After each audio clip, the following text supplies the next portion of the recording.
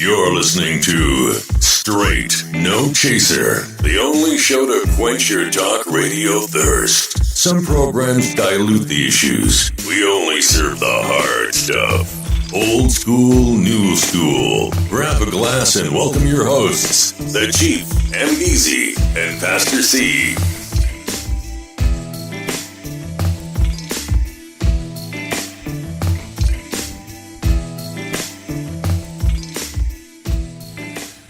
Well, good evening and welcome to Straight No Chaser, where we never dilute the issue. All right. We never dilute the issues. We only serve the hard stuff.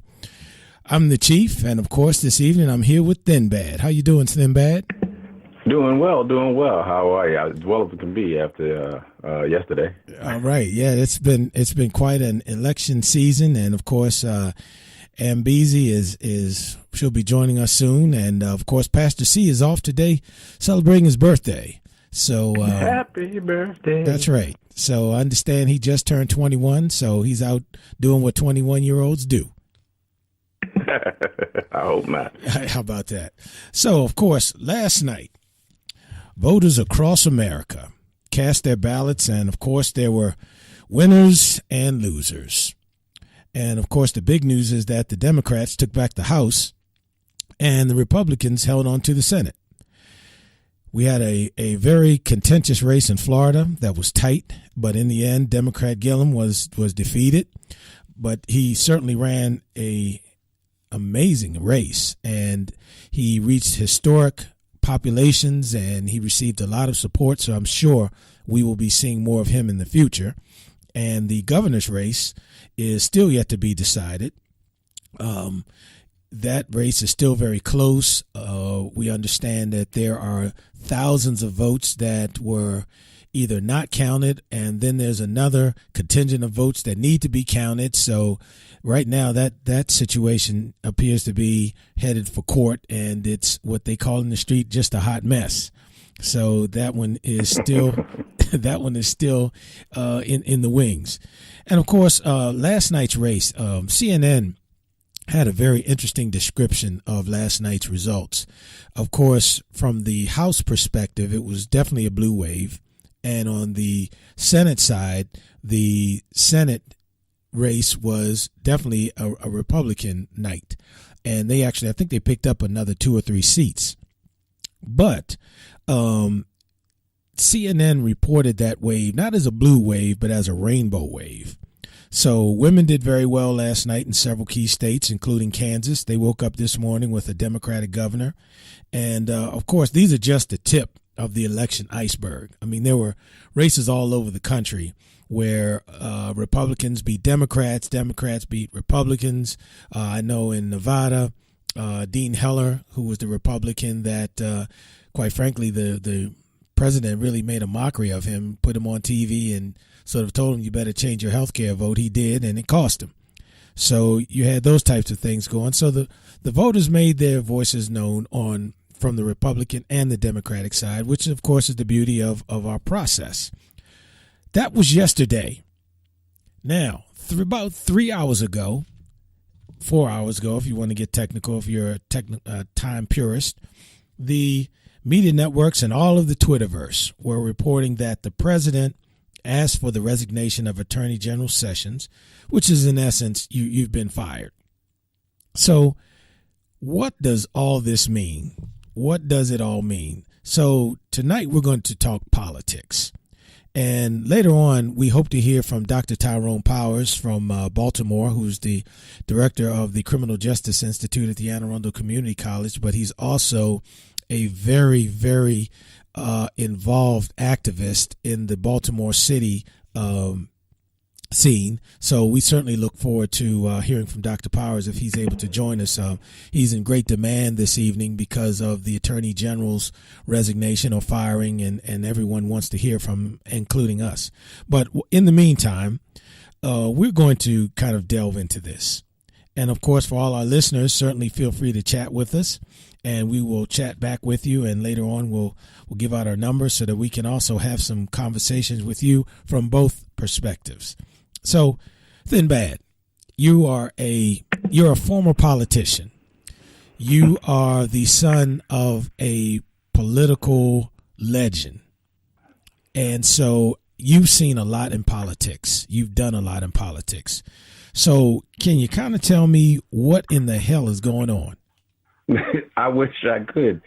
This is crazy. And it's been that way since 2016. Everything that because all conventional wisdom as it relates to politics and how you go about politicking and campaigning and things like that have been blown out of the water. You saw some really interesting campaigns being run, even in Texas, even though, and that's for the Senate race there with Beto, who was trying to do some different things, but came up short, but still, made a difference. I don't think it's anything to be, frowned upon. But with regard to what's going on here now, it's interesting because I think Trump was in a unique situation, whether with the takeover of the House, he feels a certain way because he didn't get everything that he wanted. The election didn't go exactly the way that he wanted or the way he had hoped it would. But he still has the power in the Senate, so he still has a little bit of this. But there's there's something that can fight back where he has to wrestle with. So he made it no secret that he didn't want Jeff Sessions. I don't think he really had an understanding at all. Even though Jeff Sessions was one of the first senators to support him, when he took on this role as a attorney general, I think Trump is used to running a business. And, when you run a business, you hire your law firm and your lawyers and your law team protects you.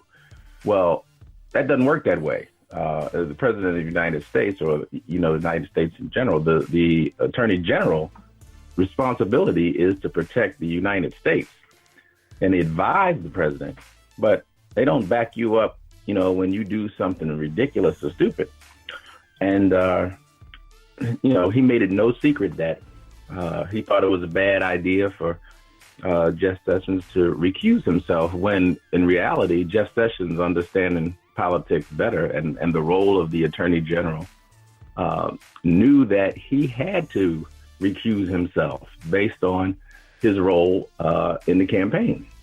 And, but Trump has been very public about, if I'd known he was going to recuse himself, then I'd have chosen someone else, which pretty much says, if I knew he wasn't going to cover my butt, I wouldn't have picked him. But, exactly. Well, how ridiculous is that? So each time, he seems, no matter how many times he puts his foot in his mouth, there always seems to be room for another foot in his mouth. And it doesn't seem to, if it backfires on him, he doesn't react as if it backfires on him. I mean, he's still there. He's still doing some of the same things. You see some people in office, they make a mistake, they learn from it, they don't do it again. But here it's kind of unprecedented. He keeps doing it. So I don't know what the situation is. To answer your question, my time in office, and I'm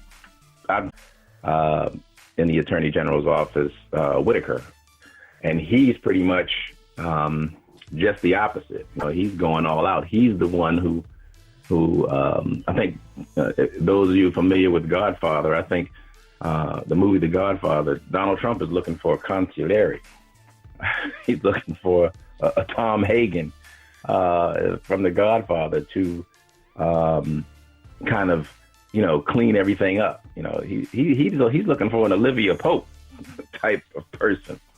But that's not what the job of the Attorney General is. So what will be, of course, the immediate fear would be, well, now what happens to the Mueller investigation? What happens to all of this time, all of these taxpayer dollars that have been spent, everything that's going on under this with this investigation?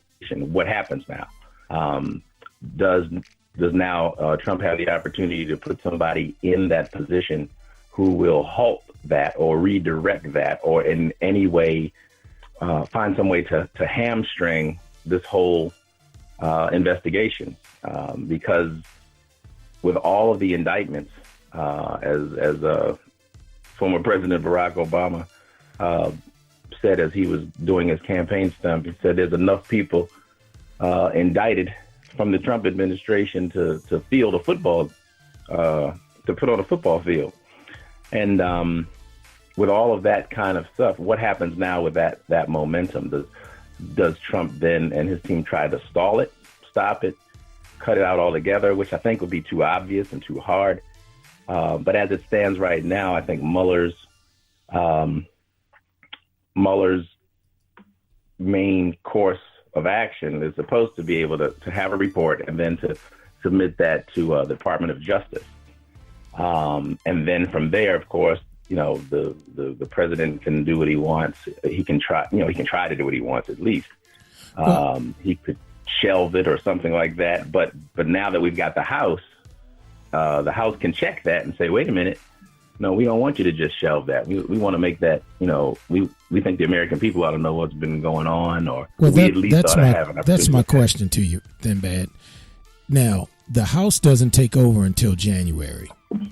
So what can or cannot be done in that time? So, for example, if this new guy says, okay, I'm here now, I don't like Mueller, I want to get rid of him, and he makes the move to get rid of Mueller. Now, the Senate is definitely president friendly, and the House is about to change hands. Can that happen? Right. Do you see that happening? And if it does happen, what do you think will happen? Part of me wants to say no, that won't happen, because it's not like it's going to Mueller is going to come through at the end of it and say, hey, show up at the White House and put the president in handcuffs. It's not that kind of thing. It's kind of an investigation to see what was going forward. They hand that to the Department of Justice, and of course, right, it becomes. I would imagine at that point the Attorney General would weigh in, and they would. It comes in the form of a report. So but folks do different things with reports. Either if they like the news that's in the report, then they're more likely to share it. If they don't, then they're more than likely to shelve it, hide it, sweep it under the rug, or try to keep it from seeing the light of day. I think what can happen before January, they may try to hurry it up. They may try to put, pressure on Mueller, or say, hey, you know what? We reached the end of your rope. You've been doing this. It's been almost 2 years. That's long enough for any investigation. Let's wrap it up and get it done before, and they give them a date before the end of the year, before the new House comes on board. But I think, I could be wrong, but I think it's well within, because these wranglings are different. But I think the House, when it is sworn in January, has the right, if they are, prior to that point, if they've not been able to see such a report, or if nothing has happened with it, or if the report has been shut down or closed off or hidden away or shelved, that they would have the power to be able to pull that back out and bring it back to life. Once they are sworn in, and once the House does have the power that the majority gives them, they'll be able, they have that oversight. So they still are responsible for finding out, kind of what happened. I can't see the people, in general, allowing that just to go away. If I were a Trump supporter and there was nothing to it, then I'd want them to show it. If that was my person I was supporting, I'd want them to be able to show me, to clear his name. But I don't think that's going to happen. And of course, if I was on the other side, like I am, if I was one who wanted to see, well, what the hell was going on, with all that? What is up with Russia? What's the real deal? What did you know? When did you know it, kind of thing? I think they'd have to let that thing see the light of day. Well, I don't necessarily think that Well, let me back up. I think that the country